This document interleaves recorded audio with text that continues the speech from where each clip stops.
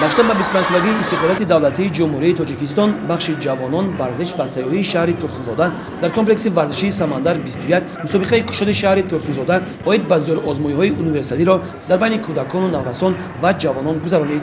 мусобиқаи мазкур дар асоси барномаи рушди иҷтимоии ҷавонон дар шаҳри Турсунзода баргузор гардид. дар ин мусобиқа варзишгарон аз шаҳру ноҳияҳои тобеи марказ, аз шаҳру ноҳияҳои вилояти Суғду Хатлон иштирок намуданд.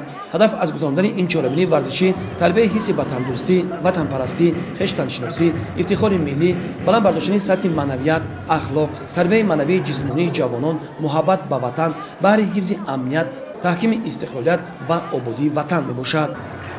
мо бахшида ба 25-солагии истиқлолияти ҷумҳурии Тоҷикистон мусобиқаро баргузор гузарондистем. ай тарафи бахши ҷавонон ҳамчунин тобеи марказ душанбе 1 душанбе 2 даъват кардем. бачаҳора мо ҳамин кӯшиш мекунем ки ҳамин бачаҳо чемпионати Осиё, чемпионати ҷаҳон барова баромад кунанд. ҳамчунин ҳамин бачаҳоре ки вай карда беҳтаринро интихоб карда ҳамусу бурда ҷойҳои намоёнро ишғол кунем.